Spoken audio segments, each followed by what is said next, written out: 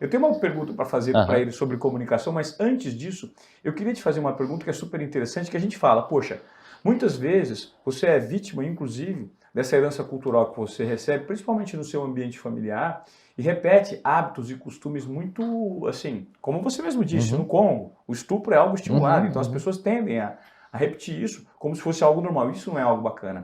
Como que o cérebro humano consegue trabalhar na transformação desses hábitos enraizados pela cultura organizacional? Quais são os mecanismos que a gente pode ter, assim, os pontos de alerta para a gente mexer em algo que possa eventualmente estar muito errado, né, e transformar esses hábitos? Dentro de uma empresa? Pode ser dentro de uma empresa, até no comportamento familiar, porque eu acho que no comportamento familiar talvez seja a principal dor das pessoas, sabe, Eslen? Poxa, você acaba replicando o que seu pai e sua mãe faziam e é muito equivocado na criação dos filhos, né? A gente tem a tendência a repetir como os nossos pais, né? Aquela música do Legião, né?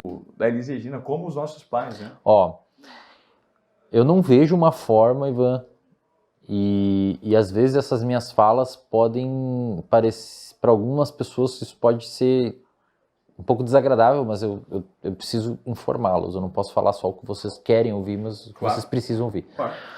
Eu não vejo uma forma de uma pessoa alterar um comportamento sem que ela tenha acesso prévio a uma informação de que existe outros tipos de comportamento. Então o seu comportamento hoje, cara, e eu falei isso inclusive num podcast esses dias, explodiu no YouTube um corte lá que o pessoal comentou bastante. O seu comportamento hoje, ele é muito mais modulado, eu diria que até 100%, tá? Pelo ambiente que você vive do que por você mesmo. Vou dar um exemplo. Se você entra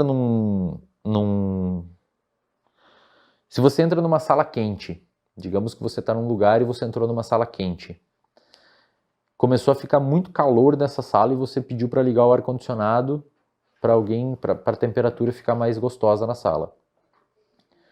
O fato de você ter verbalizado, solicitado, ter tido o comportamento de falar ali e pedir para alguém ligar o ar-condicionado, não, na minha opinião, cara, por incrível que pareça, não foi decisão sua. Um núcleo lá do seu hipotálamo, lá no centro do seu cérebro, detectou uma temperatura muito elevada, isso começou a causar desconforto, liberar dopamina na sua área tegmentar ventral, que informou os núcleos emocionais e o córtex pré-frontal, fazendo você ter como reflexo comportamental pedir para ligar o ar-condicionado. Porque em outras vezes na sua vida você ligou o ar-condicionado e aquele desconforto passou. Então foi um reforço. Quando está calor e você liga o ar-condicionado, você é reforçado a voltar a ter esse comportamento lá na frente. Por que eu estou falando tudo isso? Porque a forma que você se comporta hoje, cara, ela é consequência do ambiente que você vive. Ah, e era consciência do ambiente que você vive e talvez não consciência do ambiente, consequência do ambiente que você viveu. Não, também, com certeza, consequência do ambiente que você viveu. Então, mas do momento predomina sobre o que você viveu? Exemplo, a minha pergunta é baseada no seguinte sentido. Vamos supor, eu preciso romper com ciclos viciosos de comportamento, né, que eu herdei da minha família. Vamos supor, o meu pai tinha um hábito de beber demais. Então eu cresci achando que beber demais era muito legal. E numa conduta repetitiva de comportamento, né, beber demais fazia parte da normalidade, era comum, era inclusive interessante, porque era um ritual, né? Era um ritual, então era muito interessante. Então beber demais, apesar de ser nocivo para o corpo, e a gente tem esse entendimento, não é legal. Mas eu mudei esse comportamento porque a partir do momento que eu me apropriei de informações suficientes e tive, eu acho, um nível de expansão de consciência para romper com um hábito de vício. Mas é que essas informações que você está falando, eu obtive informações suficientes para romper o vício. Essas informações que você obteve é ambiente. Você teve acesso a um ambiente verbal de alguém falando com você que modulou o seu comportamento. Perfeito. Se você não tem isso, cara, você não muda. Por quê? Porque o seu comportamento estava sendo reforçado pela existência daquele hábito. Você me falou isso, inclusive, falou assim, quando você teve essa mudança, provavelmente você estava convivendo com pessoas que não tinham esse hábito, certo? Exato. E ao fato de você estar nesse ambiente, isso reforçou seu comportamento. Exato. Isso começou primeiro que não tinha os estímulos ali disponíveis a todo momento.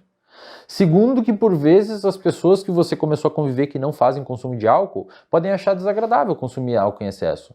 Então, o seu comportamento, de certa forma, ele não é reforçado, você não está sendo reforçado a beber. E aí você acaba diminuindo a existência desse comportamento e esse hábito acaba saindo dali. Só que tem um problema. Quer dizer, um problema não, depende. Como eu digo, tudo depende, cara, não existe problema. Existe contexto. A circuitaria que fez você ter vontade de usar álcool ou que fez você usar álcool lá atrás, ela continua existindo.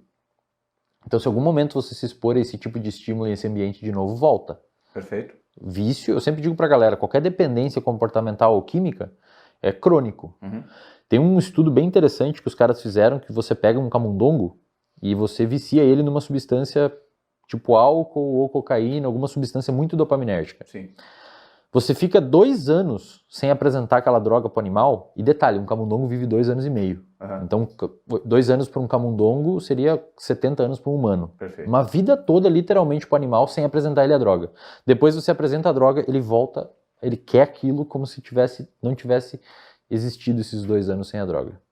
Então, dependência química é uma doença crônica. Aquele comportamento, ele foi tão reforçado por muito tempo que os circuitos cerebrais envolvidos com a aquisição daquele comportamento e aquele vício, eles estão ali latentes, só esperando que o ambiente ligue eles de novo. E aí existe uma outra questão. Você meio que pode reaproveitar esses circuitos de impulsividade com álcool em outros contextos. Como, por exemplo, exercício físico. Uma coisa extremamente comum, Ivan, é pegar um... Canalização para hábitos positivos. Pensa assim, ó, é um substrato neurológico que está ali, que ele vai ser usado, vai ser reaproveitado pelo seu cérebro em outro contexto. Então, o mecanismo comportamental que quando você apresenta, é um mecanismo neurológico que quando você apresenta um outro contexto àquele mecanismo, ele é reaproveitado. O que é muito comum? Pessoas que têm problemas de dependência química, principalmente, se transformarem em atletas amadores, maratonistas, meio maratonistas, nadadores, vão para musculação, que é o que a galera sempre fala, a musculação me tirou, me salvou do vício. Eu não digo isso. Eu digo na realidade que você na realidade está usando os seus circuitos em outro lugar, em outro ambiente. Então os circuitos, um cara que eu gosto muito de citar é o David Goggins, que era um cara com sobrepeso, obesidade, sedentário, e hoje ele é o único americano que se formou nos Rangers e nos SEALs, lá nos Estados Unidos. E hoje ele é ultramaratonista, corre 100 milhas. Você me contou essa da última. Verdade, e olha só, cara, o mesmo...